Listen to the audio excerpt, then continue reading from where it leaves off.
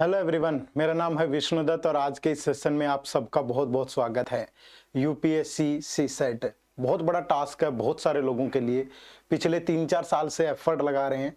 GS की preparation बहुत अच्छी हो गई है, ऑप्शनल प्रिपेयर है, करंट अफेयर में ज़्यादा दिक्कत नहीं आती है, थ्योरेटिकल सब्जेक्ट बहुत अच्छे से प्रिपेयर कर लिया और मेहनत भी बहुत ज़्यादा है।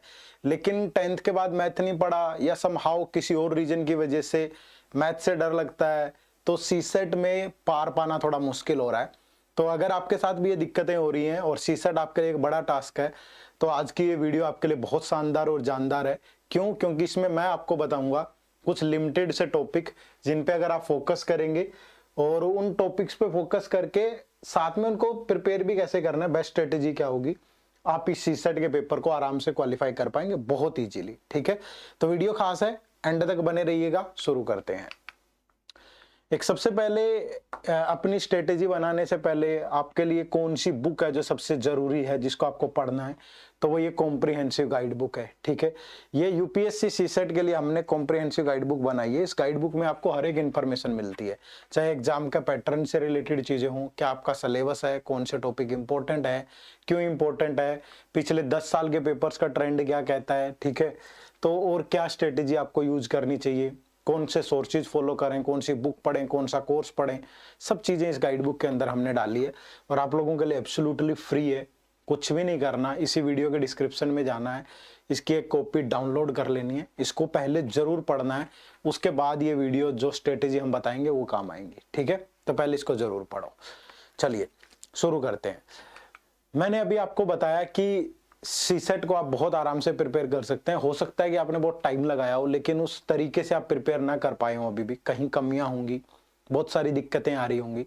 तो कैसे बेस्ट तरीके से प्रिपेयर कर सकते हो, तो उसके लिए आपको ये 5 स्टेप जो है वो शायद आपके मन में भी चल रहे होंगे। अगर मैं आपसे लिंक कर पाऊं यहाँ पे अभी, तो आप उन चीजों को समझिएगा। सबसे पहला जो जरूरी है आपके लिए वो है एक प्रॉपर प्लानिंग।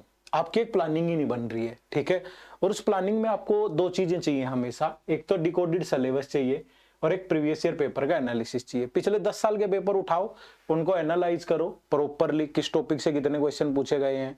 ठीक है, लेवल ऑफ क्वेश्चन कैसा रहा है, पहले कैसे क्वेश्चन आते थे, अब कैसे क्वेश्चन आ रहे हैं, तरह तरह की बहुत सारी बातें हैं जो आपको पेपर एनालाइज करने में पता चलेगी। इंग्लिश कॉम्प्रिहेंशन है तो किन क्या क्या टॉपिक रहते हैं उनमें। ठीक है, तो सारी चीजें आपको बताओ। जब आप ये सब करोगे तो फिर आप फिल्टर कर पाओगे कि अच्छा ये वो टॉपिक हैं जो बार बार हर साल आ रहे हैं पेपर में। पिछले साल भी था, उससे पिछले साल भी था, 2017 में भी था, 16 में भी था। तो आपको आइडिया आ जाएगा कि इस टॉपिक से जरूर सवाल आते हैं, तो इसको पकड़ लेता हूं मैं अच्छे से। ठीक है, उसके बाद फिर आपको जब आप प्रीवियस ईयर पेपर को एनालाइज करोगे तो आपको ये मालूम पड़ेगा कि यार मैं तो इससे पहले बैंक की तैयारी कर चुका हूं, या एसएससी की बुक पढ़ी है मैंने, या फला किसी और एग्जाम की बुक पढ़ी है, उसका क्वेश्चन तो डिफरेंट तरीके का था और यहाँ भी यूपीएससी का क्वेश्चन डिफरेंट तरीके का है। तो फिर उस क्वेश्चन को प्रिपेयर करने के लिए आपकी अप्रोच क्या होनी चाहिए, ये भी आपके लिए महत्वपूर्ण है। अगर आपको नहीं पता है तो हम बता देंगे आपको इसी वीडियो में। उसके बाद फिर आपको टाइम मैनेजमेंट। ठीक है, कि टाइम ही नहीं है, ऑप्शनल भी पढ़ना है। ठीक है, अभी तो एंथ्रोपोलॉजी आधी कंप्लीट हुई है, पीएसआईआर शुरू ही किया है, या किसी का ज्योग्राफी होगा, किसी का सोशियोलॉजी होगा। जीएस में अभी एनसीईआरटीज पे काम चल रहा है, फिर बाद में आपको लक्ष्मीकांत पढ़नी है, रमेश चंद्रा पढ़नी है, बहुत सारी चीजें हैं जिन पे काम करना है। एक लंबा शेड्यूल होता है, यूपीएससी एस्पिरेंट की अलग ही कहानी होती है एक। ठीक है, तो उन सारी चीजों के बीच में टाइम कैसे मैनेज करेंगे, कितना टाइम देना चाहिए और कितने टाइम में हो जाएगा, मैं आपको बता दूंगा। ये सारी चीजें बताऊंगा मैं आपको। ठीक है, तो आपकी बहुत सारी कहानियां आज आसान हो जाएगी। उसके बाद फिर सोर्सेज, ये सबसे एक तो सबसे पहले पढ़ें क्या, फिर उस पढ़ने का तरीका क्या होना चाहिए, फिर टाइम कैसे मैनेज करें और फिर पढ़ना कहाँ से है। अगर ये सारी चीजें बेहतर तरीके से पता चल जाए तो फिर बचेगा क्या, कुछ भी नहीं। इसीलिए वीडियो को एंड तक देखना है। ठीक है, शुरू करते हैं।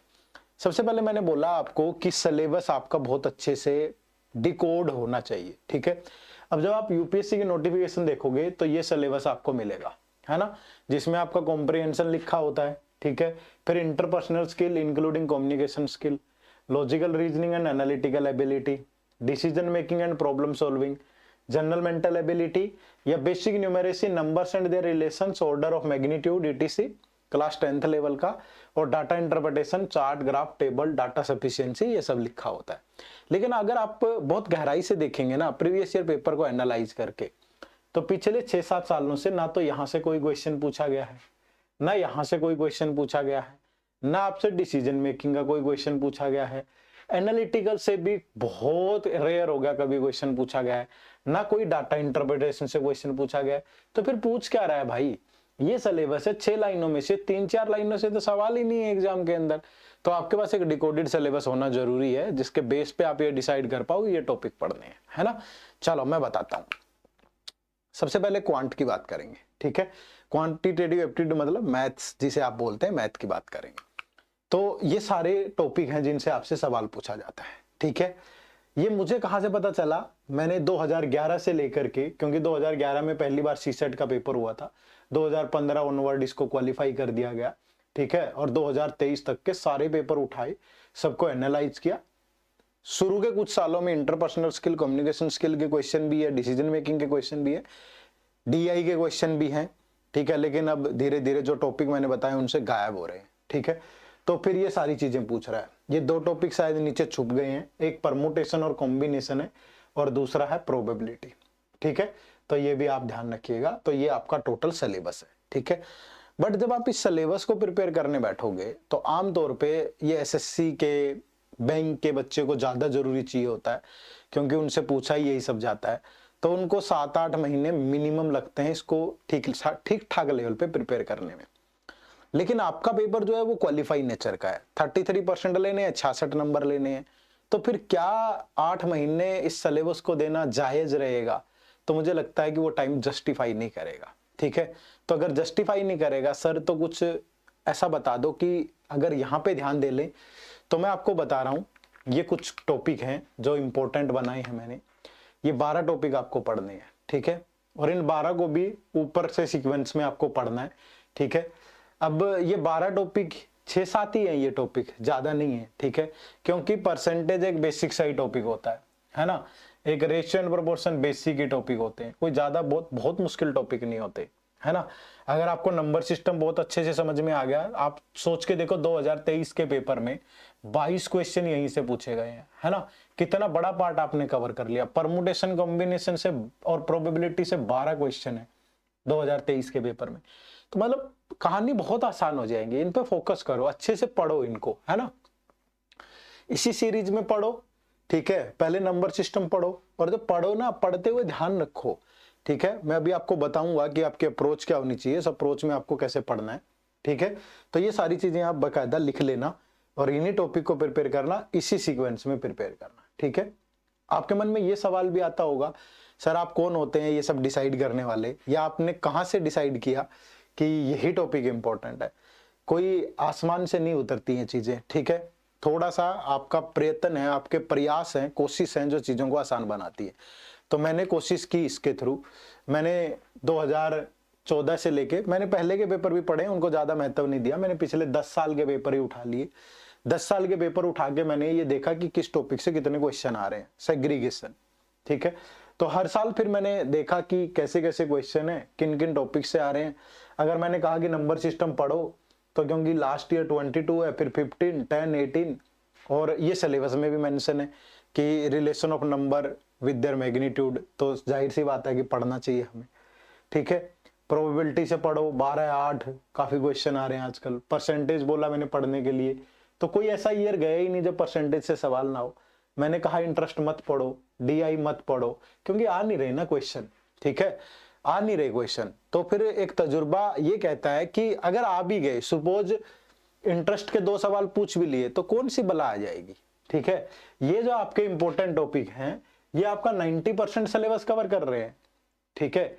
तो 90% अगर कवर कर रहे हैं, तो आपको तो 33% ही चाहिए ना भाई। अगर किसी दूसरे टॉपिक से 4 क्वेश्चन ज्यादा भी पूछ लिए तो भी क्या क्या हो जाएगा? कुछ नहीं होने वाला है ना। बहुत ज्यादा चीजें नहीं बदलेंगी, इसीलिए इन्हीं पे फोकस करो, ठीक है। बात समझ में आई आपको? तो ये सेग्रीगेशन आपको बहुत कुछ बता रहा होगा यहाँ पे कि मेरी रिसर्च ठीक ठाक है सीसेट के ऊपर। सेम फिर आप सोच रहे होंगे कि सर धीरे धीरे ना ईयर बाय ईयर रीजनिंग के क्वेश्चन कम हो रहे हैं। अगर मैं 2023 के पेपर की बात करूं तो रीजनिंग के क्वेश्चन सिर्फ 11 पूछे गए हैं, ठीक है। 11 क्वेश्चन है। तो क्या रीजनिंग पढ़नी भी चाहिए? पढ़नी चाहिए। और रीजनिंग से इन टॉपिक से सवाल पूछे गए हैं सीसेट में, और इनमें जो इंपॉर्टेंट है वो सिर्फ ये 8 टॉपिक है, 8-9 टॉपिक है। ये तो सेम ही होते हैं दोनों, सिलॉक्स, direction, ranking, blood relation, letter series, clock calendar, cube cuboid छोड़ना चाहो छोड़ सकते हो, ठीक है। तो ये टॉपिक प्रिपेयर कर लो। 10-12 सवाल आ रहे हैं, बहुत आराम से आते हैं, सीधे सीधे सवाल होते हैं, इन्हीं पे बेस्ड होते हैं, ठीक है। अगेन इसके लिए भी मैंने पूरी जब सारे पेपर एनालाइज किए हैं तो फिर रीजनिंग कैसे छोड़ सकता हूं मैं, तो ये सारे टॉपिक्स का सेग्रीगेशन है ईयर बाय ईयर, किस टॉपिक से कितने सवाल पूछे जा रहे हैं, ठीक है। समझ पा रहे हो आप कहानी को। तो एक ऑथेंटिक वैल्यू में आपको डिलीवर कर रहा हूं, कहीं पे कोई झोल मोल करके कोई ऐसा पर्पज नहीं है हमारा। ये जो सेशंस होते हैं ये अवेयरनेस सेशन होते हैं, आप लोगों के लिए ज्यादा से ज्यादा हेल्प कर पाए, ठीक है। चलो उसके बाद अगर रीडिंग कॉम्प्रिहेंशन की बात करें तो रीडिंग कॉम्प्रिहेंशन से कैसे सवाल आते हैं। 3 टाइप के पैसेज आते हैं। पहला पैसेज होता है लेवल 1 पैसेज, जिसपे सिर्फ एक पैसेज पे एक ही क्वेश्चन होता है। दूसरा होता है लेवल 2 पैसेज, जिसपे एक पैसेज पे 2 क्वेश्चन होते हैं। और एक होता है लेवल 3 पैसेज, जिसपे एक ही पैसेज पे 3 या 3 से ज्यादा क्वेश्चन होते हैं। अगर मैं आपको बताऊं कि 2023 के पेपर की कहानी, तो लेवल 1 के 18 पैसेज पूछे गए थे और लेवल 2 के 4 पैसेज है, ठीक है। आप जाओ चेक करो, चीजों को देखो, ठीक है। तो 22 पैसेज हो गए भाई। 22 पैसेज पढ़ के सोल्व करना 2 घंटे के टाइम में बड़ा डिफरेंट टास्क है। और पैसेज कोई स्टोरी टेलर नहीं है। जो पैसेज पूछे जाते हैं, पैसेज इन्फरेंस या कोरोलरी पे बेस्ड पैसेज होता है, अजम्पशन पे बेस्ड पैसेज है, कंक्लूजन पे बेस्ड पैसेज है, कोई क्रिटिकल मैसेज होता है, स्टेटमेंट बेस्ड पैसेज है। अब इन्फ्रेंस और कोलोरी में आपको क्या चेक करना होता है, आपको फैक्ट चेक करने होते हैं, ठीक है। अजम्पशन में आपको पॉसिबिलिटी देखनी होती है, ठीक है। आपको कंक्लूजन में सॉल्यूशन ढूंढना होता है, ठीक है। तो आसान नहीं है, एक थॉट प्रोसेस चाहिए प्रॉपर। आप मन से जागृत होने चाहिए एट दैट टाइम जब आप परीक्षा में बैठे होंगे, तब आप सोल्व कर पाओगे, अन्यथा नहीं कर पाओगे। बात मेरी समझे ना। तो स्टोरी टेल टाइप के नहीं है तो ताकत लगती है, इसलिए सीसेट का पेपर टफ लगने लगा है। क्योंकि मैं तो कॉन्वेंट स्कूल में पढ़ा हूं, इंग्लिश मेरी ठीक ठाक है, पैसेज मेरे लिए बड़ी महाभारत का है, लेकिन सीसेट तो हो नहीं रहा तुमसे। क्यों नहीं हो रहा? क्योंकि वो वाली चीजें नहीं है जैसे होनी चाहिए। आपका नॉलेज, आपका एक्सपीरियंस मैटर करेगा, ठीक है जी। चलो, तो उसके बाद कौन से टॉपिक हैं जो यूजफुल रहेंगे, क्योंकि जो पैसेज होते हैं ना, ये न्यूज़पेपर के आर्टिकल से डायरेक्ट कॉपी होते हैं। क्वेश्चंस खुद फ्रेम किए जाते हैं और जो पैसेज होते हैं वो आर्टिकल से, लाइव मिंट, पीआईबी, जितने गवर्नमेंट सोर्सेज है वहीं से उठाए जाते हैं, ठीक है। तो इन टॉपिक्स पे फोकस करिए। जैसे इकोनॉमिक इश्यू कोई है, सोशल इश्यू पे आते हैं, साइंस एंड टेक पे है, रूरल इश्यूज है, हेल्थ केयर है, क्लाइमेट और इन्वायरमेंट पे है, करंट कोई बर्निंग इश्यू है, पॉलिटिकल की बात नहीं कर रहे हम, ठीक है। तो इन सारे टॉपिक्स पे क्वेश्चन आपसे पूछा जाता है कॉम्प्रिहेंशन के अंदर, ठीक है।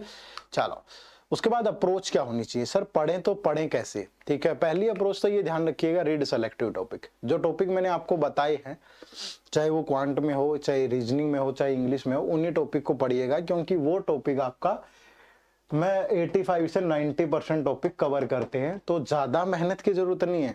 हमें 33 चाहिए, तो 33 से 90 तक हम पहुंच गए, तो 90 में से अगर हमसे आधा भी हो गया तो भी हमारा पेपर बहुत आराम से क्लियर हो रहा है ना। दूसरा क्या है कि आपकी जो अप्रोच है ना, वो कंसेप्चुअल होनी जरूरी है, ठीक है, और प्रैक्टिकल।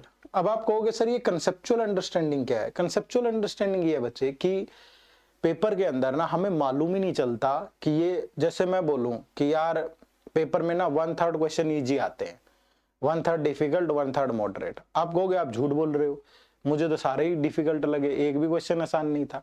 क्योंकि आपकी अप्रोच ही वैसी नहीं थी। जब आप पढ़ रहे थे, प्रिपेयर कर रहे थे, तो आपने उस तरीके से प्रिपेयर ही नहीं किया है, ठीक है। अब कोई आपको ऐसे बोले, जैसे सपोज मैं कहूं कि हु इज राम, ठीक है, ये बताओ कि राम कौन है, और 4 ऑप्शन है आपके पास। ये एक ऑप्शन है, ठीक है, ये एक पर्सन है, ठीक है जी, ये एक पर्सन है, और ये एक पर्सन है, और आपको बताना है कि राम कौन है इनमें से, आइडेंटिफाई हु इज राम। तो आप नहीं बता पाएंगे कभी भी, ठीक है। लेकिन अगर आपने एक बात पढ़ रखी है कि जिसकी हाइट सबसे ज्यादा होती है वो राम होता है, ठीक है, वो श्री राम है जिनकी हाइट सबसे ज्यादा हो, तो आपको 1 सेकंड भी नहीं लगेंगे ये बताने में कि अच्छा ये श्री राम है। समझ रहे हो ना मेरी बात को। तो कंसेप्चुअल अंडरस्टैंडिंग का मतलब ये है कि जब भी आप कोई टॉपिक पढ़ो, तो टॉपिक पढ़ते हुए आप उस टॉपिक के अंदर क्या पढ़ना है इसकी आपको गहराई से नॉलेज होनी चाहिए।